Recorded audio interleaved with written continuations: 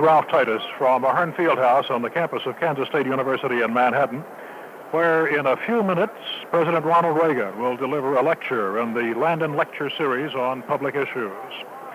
This will mark the second Landon Lecture given here by Ronald Reagan. He was the third lecturer in the series, speaking in December of 1967 while he was governor of California. And this marks the second Landon Lecture by a president of the United States while in office. Richard Nixon delivered a Landon Lecture here in September of 1970. An address, incidentally, covered by CBS reporter Dan Rather, who himself was a Landon Lecturer a couple of years later. Former President Gerald Ford has also been on the Landon Lecture platform, as were Vice Presidents Hubert Humphrey and Walter Mondale. And that list also includes a Supreme Court Chief Justice, Earl Warren, a Secretary of State, Edmund Muskie, and a lengthy list of cabinet members, congressmen, and journalists. Today is an especially festive occasion because it marks the 95th birthday of the man for whom this lecture series is named, former Kansas Governor Alf M. Landon. Governor and Mrs. Landon and their daughter, Senator Nancy Kassebaum, we understand, met President Reagan's plane, Air Force One, when it landed at Forbes Air Force Base in Topeka about 40-some minutes ago. We understand they are helicoptering together with the president. And if our ears did not deceive us, the helicopter landed a minute or two ago outside our field house on the turf of the old stadium just to the south of us. Governor Landon himself initiated this series of lectures back in December of 1966, delivering the initial lecture on the new challenges in international relations. I mentioned the field house, which in its present configuration set up for today's lecture will hold about 10,500 people, and it, of course, is full. That includes some 9,500 students and faculty, an additional 350 news representatives, and about 500 VIPs and Landon Lecture patrons. The field house has been arranged so that there is a podium or stage which has been set up on the west side. The length of the field house, that is the basketball court, normally runs north and south, so the stage area is on the west side across the narrow part of the field house. And this has been literally abuzz with activity for a week, with carpenters, electricians, communications experts setting in 50 or 60 lights on a platform above us, erecting, in fact, a large platform where the podium for the president is situated, and directly behind our table here, a 2- or 3-tiered camera platform for television, motion picture, and still cameras. The tickets for students and faculty were given out Tuesday evening. The 9,500 tickets, we understand, were given out in the period of about 3 hours.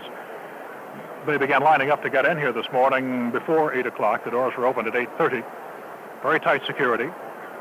Each of the doors through which the spectators were allowed to pass, controlled by members of the Secret Service, with magnetometers, some 35 of them, checking everyone who came in. Cameras were allowed in, but they were checked to make certain they were indeed cameras and operating. Other than that, students and faculty were asked not to bring briefcases, backpacks, things which would have to be searched. Indeed, if they had them with them, they were searched. The security preparations here have included the sealing off of this field house at 5 o'clock last night and a sweep of it by members of the Secret Service and by specialists in explosives. They start at the top of the field house and the attendant gym, which is behind it, and in fact a natatorium, which includes a series of swimming pools behind that. The entire complex sealed at 5 last night, and beginning at the top floor was then swept or searched. The White House press pool is just arriving, which accounts for the audience reaction, which you see. And so shortly, we should be seeing some of the dignitaries also, which will be arriving. As we understand it, according to the schedule, President Reagan and Governor Landon are to make an appearance in about 5 minutes from now. Before that, the rest of the dignitaries will arrive, and we should have a brief presentation by Governor Carlin. There are some protesters out front, about 100 of them, as near as we could count. Most of them involved in what looked like street theater. And there is also today a an underground publication, which is a satirical look at the Landon Lecture series and indeed of Ronald Reagan and today's lecture. Interestingly enough, part of the arrangements here for the security included the erection of a chain link fence between the student union across the street and over to the field house area here, designed to keep people away from the landing area of the helicopters. It also, because it's been covered with a tarpaulin, was effective in keeping the protesters out of the view of the president. We think, as I say, that his helicopter has landed outside. The landing area is the old football stadium, which is just to the south of this field house. The Air Force One was to have, and did in fact land at Forbes at about 10:20, and then there were a series of Marine helicopters which have been making practice landings and patterns in this area the last couple of days, then bring the President and the White House press pool and Governor and Mrs. Landon over for this morning's presentation. They have now affixed the presidential seal onto the podium, which must indicate that he is at least nearby. Incidentally, that's part of the paraphernalia which the White House brings in advance, in this case several days ago. The podium was brought in along with the communications system needed always when the president is in an area. In addition to that, the communication system for the public address and for the pool feeds for radio and television. All of that comes from the White House along with the crew to set it up. A large number of light, a photographer who just went forward to get a meter reading is now getting a hand from the crowd. You can understand most of these people have been in place here for the last hour or hour and a half, so they are ready to react to most anything that happens up front, including a photographer or a few minutes ago, a Secret Service man who tested out the PA system and got several rounds of applause for doing so. The lighting system, this is a rather cavernous building, and it required, as I say, 50 or 60 lights on a platform above us. Most of those were furnished from Kansas State University, as indeed were the physical arrangements of building the platforms and so forth. Some of the lights, in fact the lights which are above and to the rear of the presidential platform, did come from the White House, along with the personnel to set all of that up. As I say, it's been the campus itself has been teeming with activity for the past week in preparation in anticipation of the President's appearance here this morning. I mentioned the Landon Lecture patrons. That is a group, a support group actually for the Landon Lecture series. The patrons who for their support receive reserved seat tickets to all of the Landon Lectures.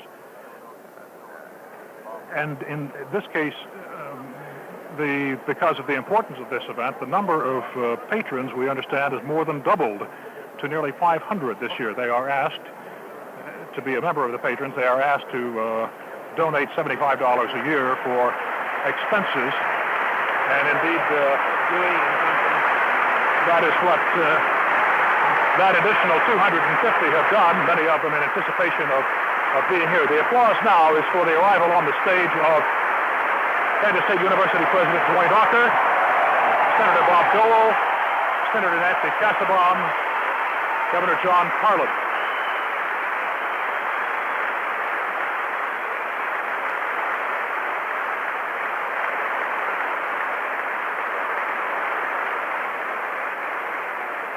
And we, I think, are about to hear now from the president of Kansas State University, Dr. Dwayne Walker. Would you please be seated?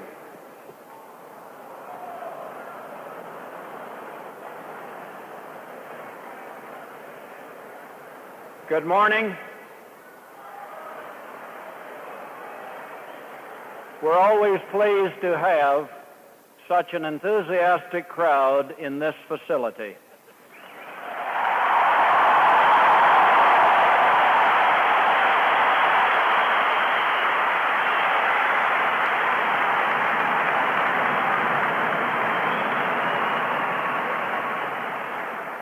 Before the appearance of the President and Governor Landon, I would like to have you greet some individual and special guests. First of all, our senior senator from the state of Kansas, Senator Bob Dole.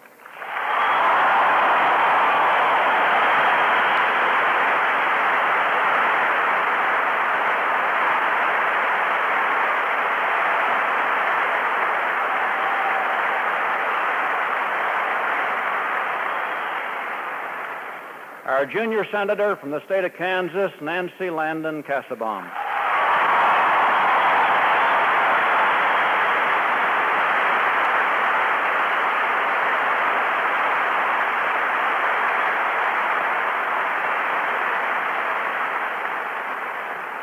And three special guests to the left of the platform. I would like to introduce the Special Assistant to the President for Public Liaison, Mrs. Elizabeth Dole, to your left.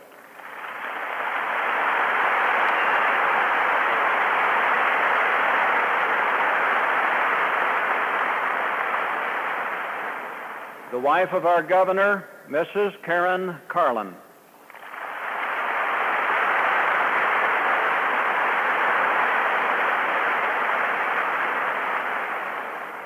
And the wife of our special birthday guest, Mrs. Theo Landon. Mrs. Landon.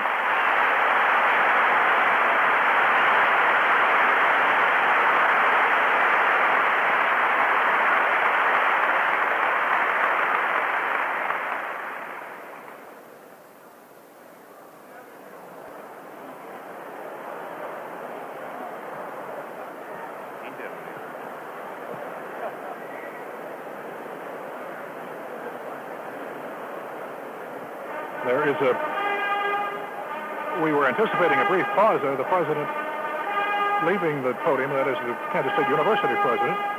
Ladies and gentlemen, the President of the United States and Governor Alfred Landon.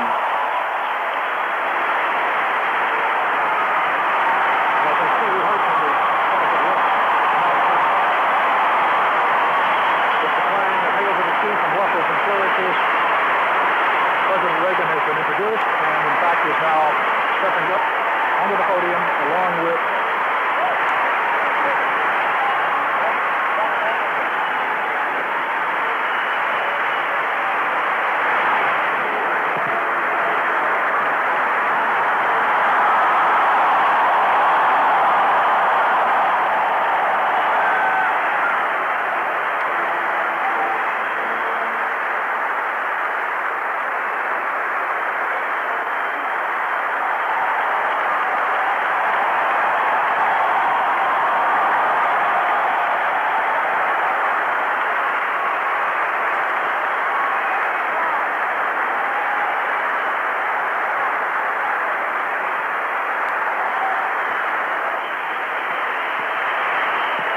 President Reagan along with Governor Landon on the podium.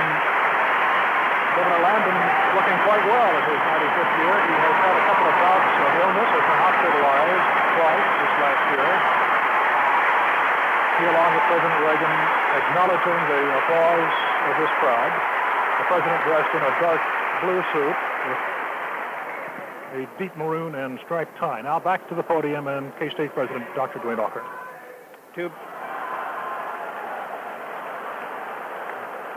To bring birthday greetings on behalf of the state of Kansas to Governor Landon and to welcome our president to the great state of Kansas, may I present Governor John Carlin. Governor Carlin.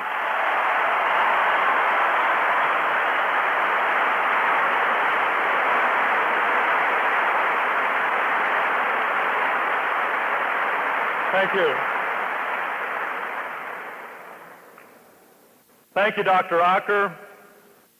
Mr. President, Governor and Mrs. Landon, Senators Dole and Cassabaum, distinguished guests, students, faculty,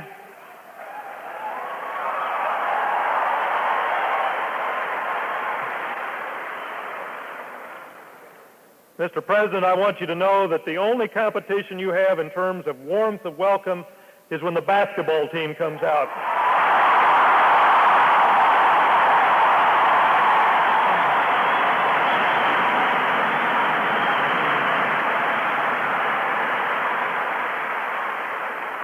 I know I speak for all Kansans in saying that we are pleased that President Reagan is able to be with us for this brief time, helping by his presence to honor the man for whom this lecture series is named. 15 years ago, in this place, Governor Robert Docking welcomed then Governor Ronald Reagan to Kansas for the 1967 Landon Lecture. Governor Docking is unable to be with us today, but in sending his regrets, he spoke of that visit as a fitting tribute, as certainly a fitting tribute to the 95th birthday of Governor Alf Landon. And in his letter he said, one can surely have no more a distinguished guest than the President of the United States. Governor Landon,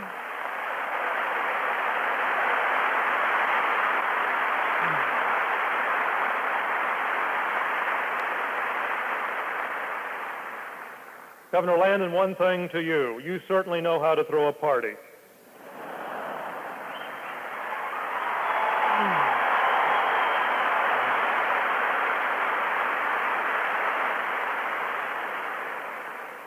The more things change, the more they stay the same. For Mr. Reagan's 1967 Landon Lecture focused on the topic of federalism, a current topic that we still discuss today. I welcome you to Kansas, Mr. President. Kansas is eager to hear what you have to say.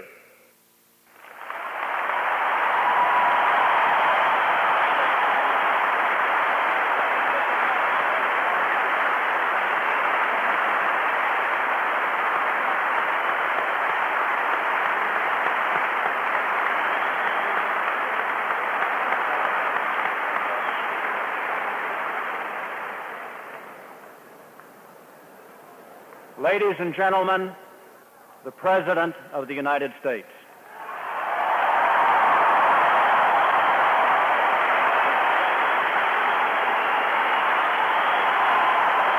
Thank you very much.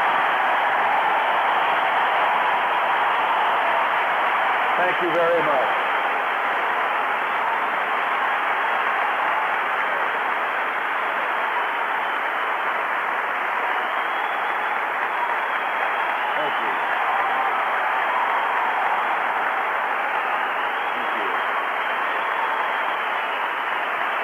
Thank you. You've done that already.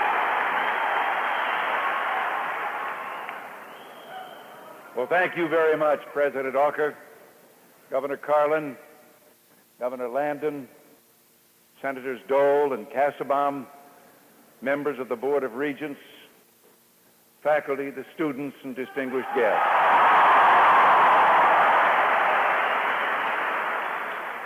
It's a special pleasure to be with you today. Wonderful to be back home on the range. You know, sometimes living in that big White House in Washington can leave you feeling a little fenced in and isolated. But there is a tonic. Visit a state where tall wheat and prairie grass reach toward a wide open sky.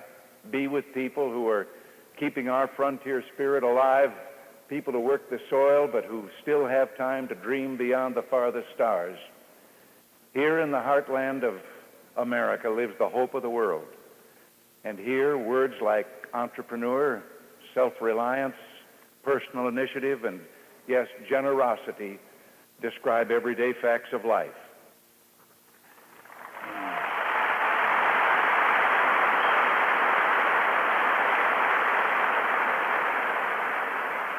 Right now, another fact of life in this heartland is the enormous burden carried by those who produce the food and fiber essential to life itself. And I want with all my heart to see that burden lifted, to see America's farmers receive the reward they deserve.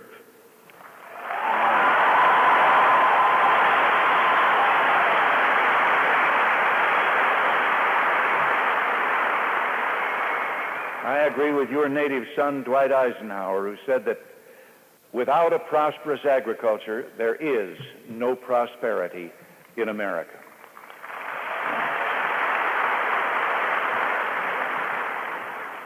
I feel doubly honored to be with you here in this particular place.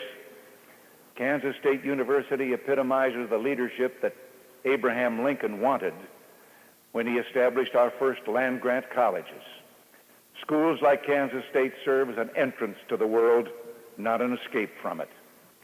And you deserve great credit for the rigorous academic program you offer your students and the research efforts you're making to benefit humanity. Today is, has been said, also a homecoming of sorts for me. It was 15 years ago I participated in this Landon Lecture series for the first time. So I can see and am aware of the remarkable growth of the university. And as an ex-sports announcer, I've also been following the Wildcats' victories in basketball.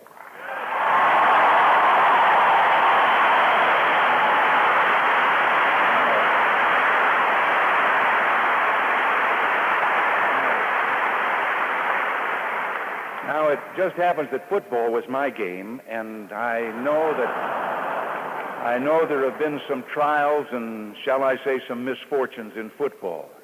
You've tasted the agony of defeat, and I know that taste. And by coincidence, when I knew that taste, I was wearing a purple jersey at the time. But I happen to be a believer in purple power, so go out there and turn it around.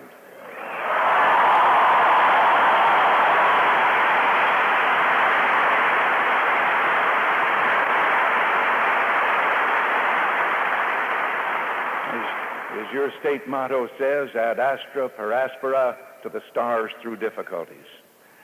My other honor today is joining you in paying tribute to an outstanding American, a wise, effective, and revered leader and a personal friend. And you know, in all my years in Hollywood, I was never a song and dance man. That's how I wound up an after-dinner speaker. But I just wonder if we couldn't all sing happy birthday to the best darn horseback rider in the state of Kansas, Governor Ronald Reagan. To you, happy birthday to you. Happy birthday, dear Governor. Happy birthday to you.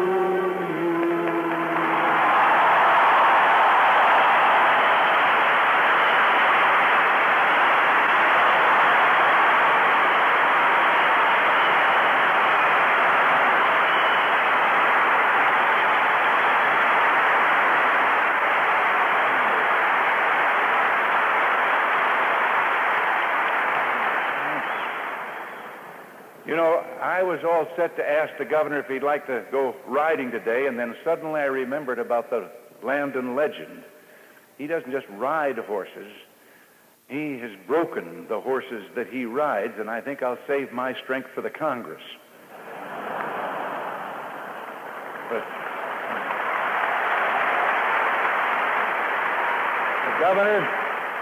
Governor, if you'd invite me back here to speak 5 years from now, and if I should happen to be still living in the White House, you could join me on Air Force One, and we'd light the candles on your 100th birthday cake in Washington so all of America could join in the celebration.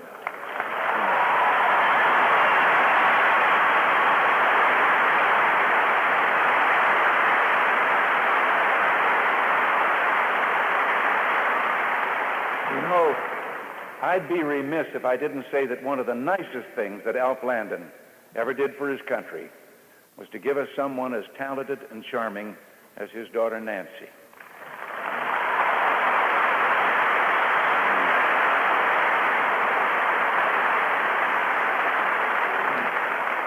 The first woman to be elected senator from Kansas. And, you know, Nancy, that's a nice name. I like the name. But today, I want to talk about our challenge to take freedom's next step and lift mankind another rung on the ladder of human progress.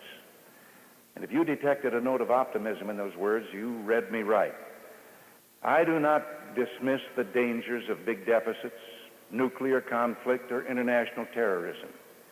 Each could destroy us if we fail to deal with them decisively. But we can and will prevail if we have the faith and the courage to believe in ourselves, and in our ability to perform great deeds as we have throughout our history. Let's reject the nonsense that America is doomed to decline. The world's sliding toward disaster no matter what we do. Like death and taxes, the doom criers will always be with us, and they'll always be wrong about America.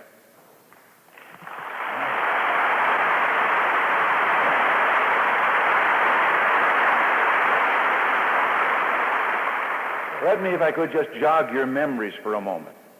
It was just a short time ago, and those doom criers were telling us that food and fuel supplies were running out. It was only a question of time before famine and misery would engulf America and the world. Price increases in America, they predicted, would zoom up at double-digit rates for the rest of this decade. The price of crude oil would race to $100 a barrel. Interest rates would break all the old records and soar to 25 or 30%, or even higher. Runaway inflation and interest rates would break the back of the free enterprise system, destroy the value of our currency, the savings of our people, and the ability of our country to project power, promote freedom, and defend peace. Well, already Americans are proving every one of those predictions wrong. So many so-called experts lack faith in the American people. They just don't seem to understand there is no limit to what a proud, free people can achieve.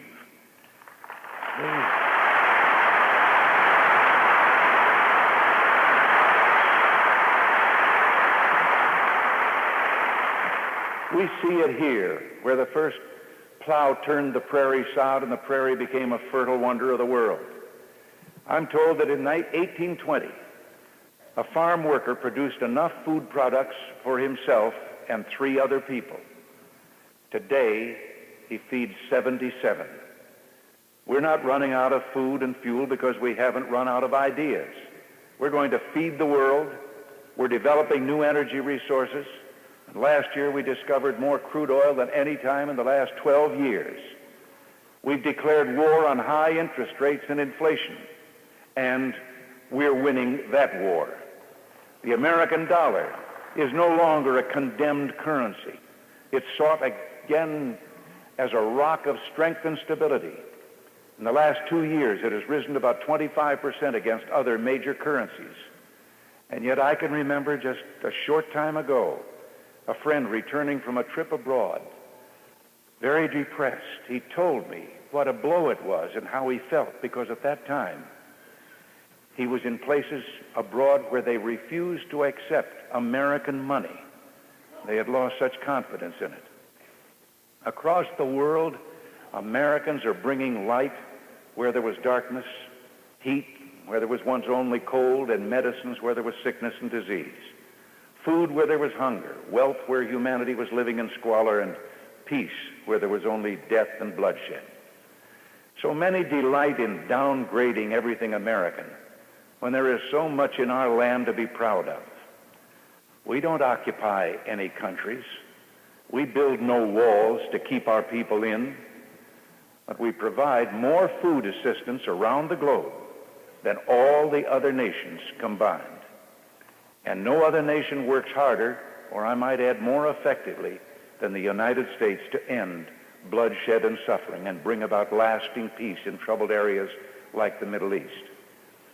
Yes, we face awesome problems, but we can be proud of the red, white, and blue and believe in our mission. In a world racked by hatred, economic crisis, and political tension, America remains mankind's best hope. The eyes of mankind are on us, counting on us to protect the peace, promote new prosperity, and provide for them a better world. And all this we can do if we remember the great gifts of our revolution, that we are one nation under God, believing in liberty and justice for all. One of America's most valiant, decorated soldiers, Omar Bradley, once said of freedom, he said, "No word was ever spoken that has held out greater hope, demanded greater sacrifice, needed more to be nurtured, blessed more than the giver, damned more its destroyer, or come closer to being God's will on earth. May America ever be its protector.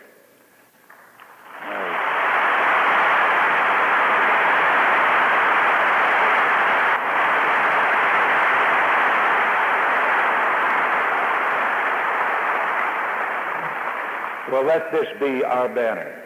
But to be freedom's protector, to be a force for good, we must above all be strong. And to be strong, we must offer leadership at all levels of government. In our communities, in our families. We must mobilize every asset we have, spiritual, moral, educational, economic, and military, in a crusade for national renewal. We must restore to their place of honor the bedrock values handed down by families to serve as society.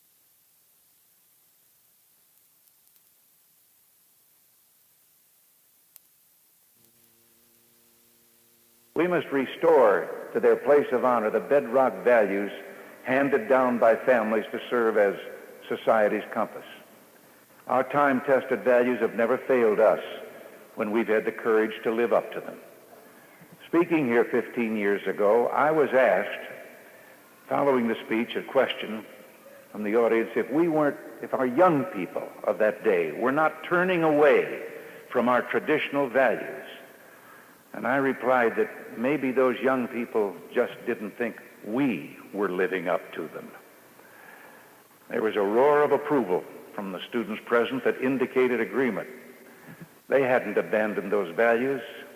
They just didn't think that our older generation cared anymore. So it's up to us to make sure they realize we do. Today, I wonder sometimes if we're infecting another generation with negativism. When the tough but necessary decisions to cut back on spending are made, they're described so often in negative terms. How much less government will spend, how many fewer benefits will be given away, how many fewer programs will survive. But cutting back on the runaway growth of government can be a profoundly positive step, like performing necessary surgery on a patient to save his life. This federal government of ours, by trying to do too much, has undercut the ability of individual people, of communities, churches, and businesses to meet the real needs of society, as Americans always have met them in the past. The time has come to rethink some of the tired old political labels that have blinded our thinking for too long. You know, we Americans have the technological genius to send astronauts to the moon and bring them safely home. But we're having trouble making it safe for a citizen to take a walk in the evening through the park. And sometimes in the world of politics, it seems that our dialogue hasn't gone much beyond me Tarzan, you Jane. For nearly 50 years, those who have taken unto themselves the label liberal have argued that government has a duty to help people solve their problems, which it does. Conservatives, on the other hand, have argued that such help can be a threat to individual freedom, which it can. Both sides seem to agree that the two main categories of American society are government and the individual, and never the twain shall meet. But from our earliest days, there have been other crucial dimensions of our society that transcend these narrow labels. Look around you. There's so much more to America than government on the one hand and individuals with nowhere to turn for help, but to government on the other. Between the government and the individual, there are a great number of natural, voluntary organizations which people form for themselves, like the family, the church, the neighborhood, and the workplace where people learn, grow, help, and prosper, and even individual citizens and institutions, like the thing that I have just read of the announcement of the largest federal savings and loan here in Kansas, which has reduced the interest rates for home mortgages down to where once again maybe something can happen in the home building industry and people can again live that American dream of owning their own home.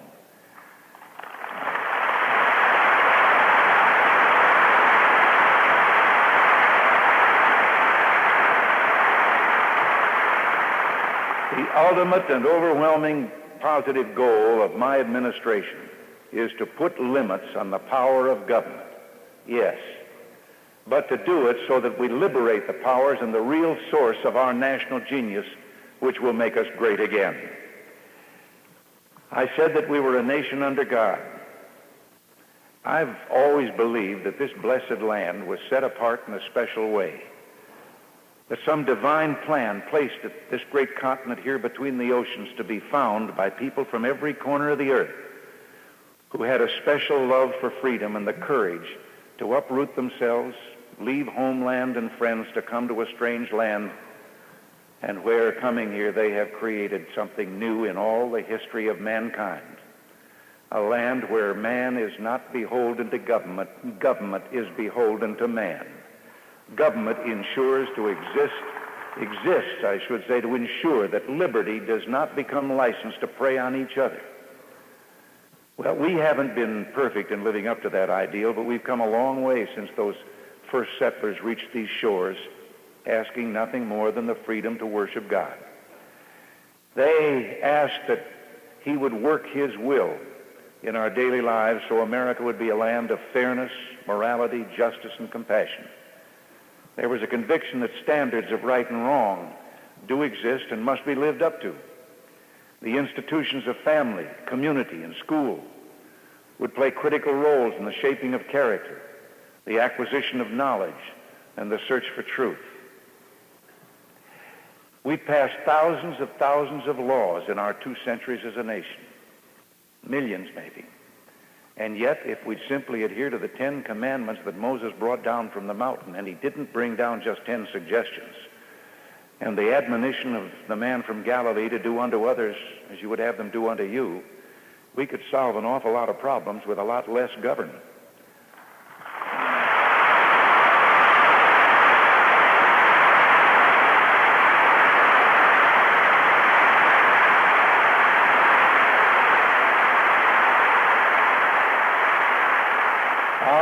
Our first president, George Washington, father of our country, shaper of the Constitution, and truly a wise man, believed that religion, morality, and brotherhood were the essential pillars of society, and he said you couldn't have morality without the basis of religion. And yet today, we're told that to protect the First Amendment, we must expel God, the very source of our knowledge, from our children's classrooms. One court has recently ruled that in one place in our land, children cannot say grace on their own in the school cafeteria before they eat. Now, this was done as being in accord with the Constitution. But was the First Amendment written to protect the American people from religion, or was it written to protect religion from government tyranny? No one will ever convince me that a moment of voluntary prayer can harm a child or threaten a school or a state. From the beginning of this administration, I've made it clear that I believe America's children have the right to begin their day the same way the members of the United States Congress do, with prayer.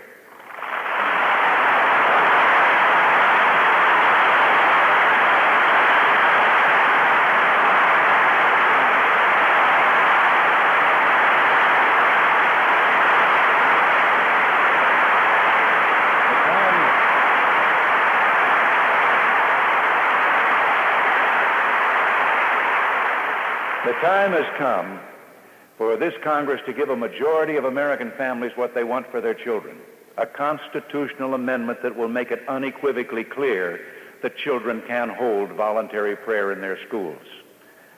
Now, I urge the Congress to work with me in passing an amendment that we can send to the states for ratification. I know now what I'm about to say will be very controversial, but I also believe that God's greatest gift is human life, and that we have a sacred duty to protect the innocent human life of an unborn child. Now, I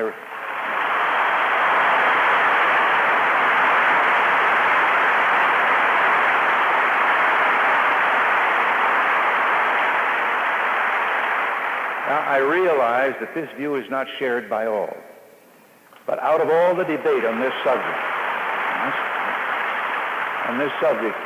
has come one undisputed fact. And this, out of the debate, has been the uncertainty of when life begins. And I just happen to believe that simple morality dictates that unless and until someone can prove the unborn human is not alive, we must give it the benefit of the doubt and assume it is.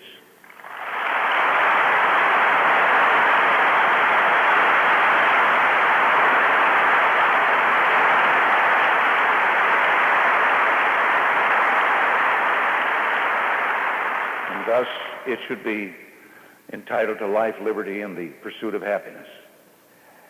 As a nation, we're struggling to guide ourselves safely through stormy seas. We need all the help we can get. I think the American people are hungry for a spiritual revival. More and more of us are beginning to sense that we can't have it both ways. We can't expect God to protect us in a crisis and then just leave him over there on the shelf in our day-to-day living. I wonder if sometimes if he isn't waiting for us to wake up and if he isn't maybe running out of patience. Within our families, neighborhoods, schools, and businesses, let us continue to reach out, renewing our spirit of friendship, community service, and caring for the needy. A spirit that flows like a deep and mighty river through the history of our nation. But to the lawbreakers and drug peddlers who would harm and prey on innocent citizens, who make our people live in fear, we also have a message. We will demand justice, and justice includes swift and sure punishment for the guilty.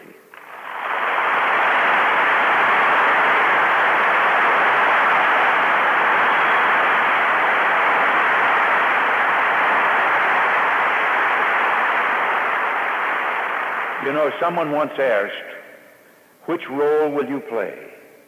Will you be the wrecker who walks your town content with the labor of tearing down, or will you be the builder who works with care that your town may be better because you've been there? With the caliber of leadership from people like your President, Dwayne Alker, KSU's answer is loud and clear. You have every right to be proud. Let me give you another example of a down-home private sector initiative that impressed me very much. Just recently, I mentioned the savings and loan, federal savings and loan here, but just recently, 25 Kentucky banks voluntarily reduced their prime lending rate to around 12%, so local borrowers would have more investment capital to create jobs and families could afford home mortgages. The banks also challenged other state banks to do the same. Imagine how many jobs could be created if the number of banks in America making that kind of voluntary gesture was not 25, but 50 times 25. The strengthening of spiritual ties, binding of families, and coming together of communities is making America whole again. We are rebuilding, but we've only begun to rebuild. As we lift our spirits, we must continue to lift the yoke of economic oppression that has penalized hard-working families, weakening our strength, threatening our security in the last 19 months. Or longer than that. I just started in the next sentence too early without a period. In the last 19 months, a coalition of Republicans and Democrats has begun to rein in a government that is careening out of control, pushing us toward economic collapse and quite probably the end of our way of life. This is no exaggeration. Over a 22-year period, the federal government has managed to balance the budget only once. It has increased spending more than 600%, increased taxes more than 500%, and mortgaged our future by pushing the national debt over $1 trillion. Well, the coalition that I mentioned has begun to set things right. Federal spending growth has been cut nearly in half from that suicidal 17% a year rate that it was running in 1980. Inflation has dropped from 12.4% to 5.4% so far this year.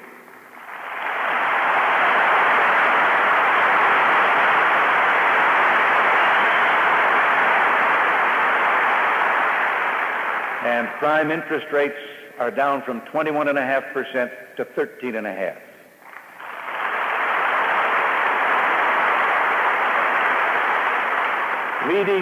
Leading economic indicators which forecast future economic activity have been up for 4 months in a row now, and that hasn't happened for quite a while. Yes, recovery has been cited, but these statistics that I just mentioned are cold comfort to someone who is still out of work. Unfortunately, unemployment is just about the last indicator to turn around after a recession. The other problem is unemployment has been gaining on us for years. Since 1976, the unemployment rate in this country has averaged over 7%, far higher than in earlier post-war years. High inflation and interest rates pushed more and more families to seek a second income. To charge that our administration is trying to reduce inflation on the backs of the unemployed is to stand truth on its head. More than anything else, it was those record interest rates and double-digit inflation that led inevitably to this recession. And it started quite a while ago. And that's what we're trying so hard to turn around. And until we do, we have a responsibility. Alf Landon reminded us that in a time of trouble, it is reasonable and nothing less than just that the government exert all its powers to prevent suffering among the less fortunate. Well, this we will do.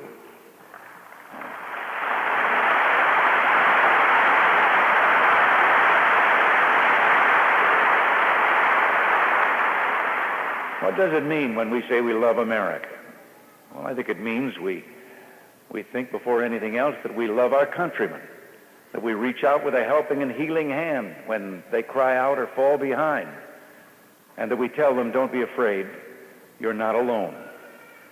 You may have read the passage in the Psalms which says, weeping may endure for a night, but joy cometh in the morning.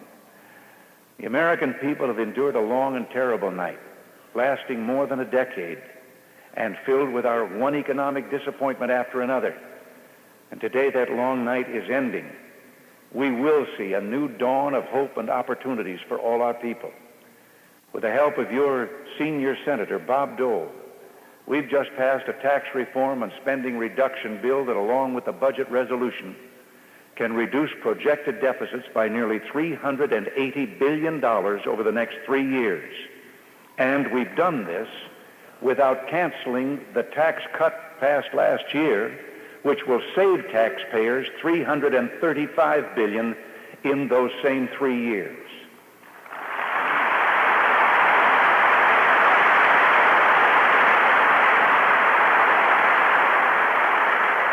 That means the average family next year will pay $788 less in personal income taxes. But we still have one major hurdle to clear. We must summon the courage to get control of the spending programs which have been the major cause in recent years of budget hemorrhaging and spiraling deficits and the high interest rates. I've said before, balancing the budget is a little like protecting your virtue. You just have to learn to say no.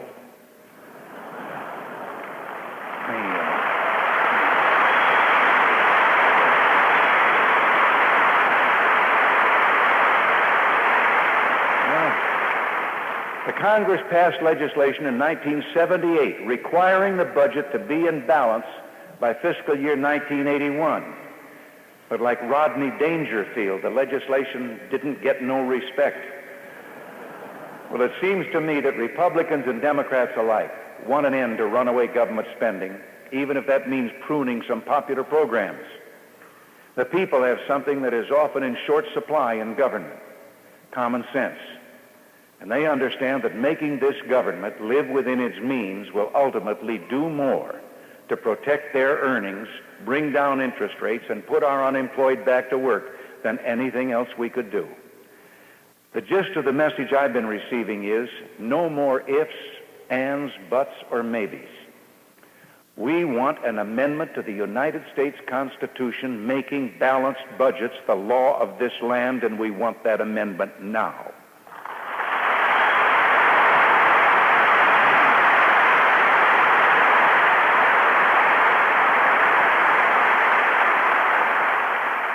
The Senate has done its job and brought us a step closer to a constitutional amendment. But the House leadership is keeping the bill bottled up in committee. This is no partisan issue. It's the people's will. And today we're saying to the House, let their voices be heard. There's one other goal on the horizon that we should all work together to reach. We should go much further in reducing tax rates and make that whole jigsaw puzzle of a tax system more simple and fair for all.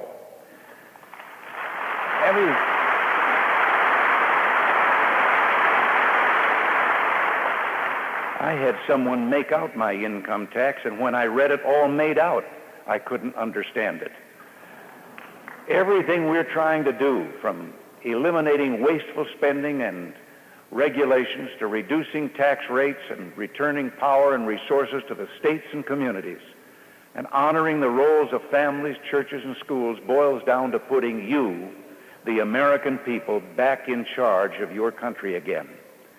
We want you to enjoy more opportunities and to have a much greater say in shaping America's future. Apply that philosophy to agriculture. American farmers were hurt badly and still have not recovered from the disruption their markets suffered from the grain embargo against the Soviet Union.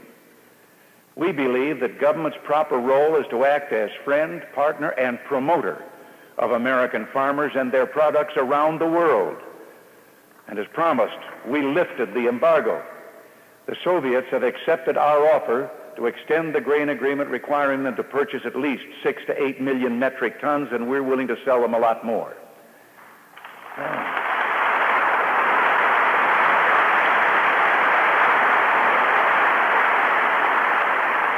So far, we've dispatched trade teams to 23 nations in Europe, Africa, Latin America, the Middle East, and the Far East.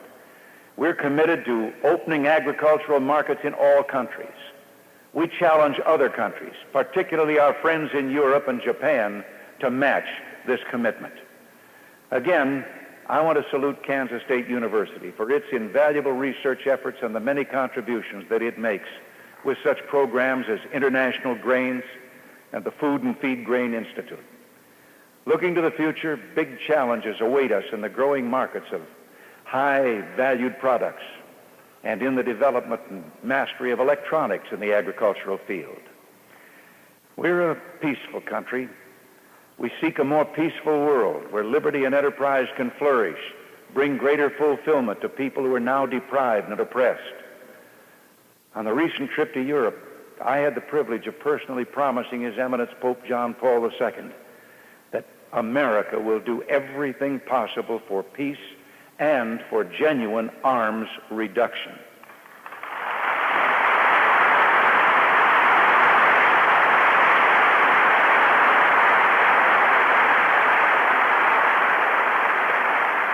But to keep the peace and to keep our freedom, we must stay strong. I have seen in my lifetime, and many of you in yours, how despots took the world to the brink because they thought the spark of freedom had died in our hearts. Sons and daughters of Kansas, as well as the rest of our country, brave war heroes like Bob Dole, proved how wrong those despots were. To those who today would charge us with being imperialistic or warmongering, let them be reminded of a little history. After World War II, we were the last great power undamaged by the war, our industry intact. We occupied Germany and Japan, our erstwhile enemies. We alone had the ultimate weapon, the atom bomb. We could have very easily dominated the world. But that's not what America's all about. We used our power as a force for good to take freedom's next step, and with our Marshall Plan lift mankind another rung, and we applied it to our erstwhile enemies as well as to our friends. Well, we can do that again. And as you have before, you can help us by leading the way. You have a special gift. I remember how the historian Carl Becker wrote about his first visit to your state, to Kansas. He didn't want to come. He missed the green hills of New England. He sat on the train and described the, quote, dreary yards, unquote, of Kansas City. But then he noticed a young girl gazing silently out the train window for a long, long time. And finally she turned to her companion and with deep feeling said just 3 words, dear old Kansas. And it was then, Becker said, that he realized Kansas is a state, a philosophy, a religion, and a way of life, all in one.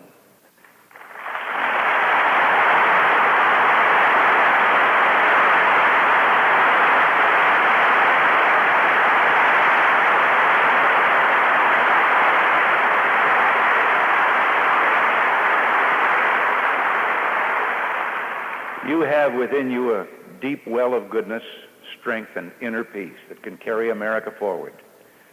And I know you will. And to all of the young people who are here today, we not only have faith in you and are going to welcome you out into this society of ours to help with the problems, but there are some of us that hope with all our hearts that we can start making payments on that massive debt so that you and those who come behind you will know that we don't intend to selfishly leave it all to you. Thank you all very much. God bless you.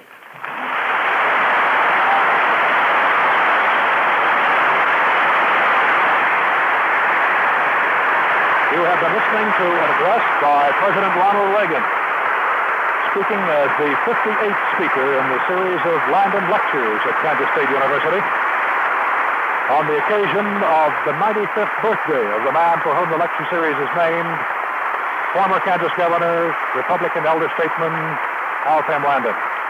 President Reagan has now crossed the podium and is shaking hands with Governor Landon, and the two have now turned to acknowledge the applause of this crowd. Governor Landon, incidentally, is wearing his traditional K-State purple and white striped tie. He's worn that to every Landon lecture he's attended, and it's the same today. This broadcast coverage was produced by Extension Radio Television Film at Kansas State University. Our technical supervisors were Del Staub and Lynn Parker.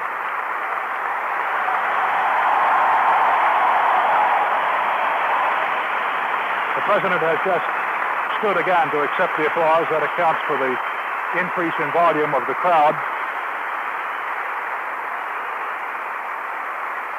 This is Ralph Titus from Ahern Fieldhouse in Manhattan. This is the K-State Radio Network.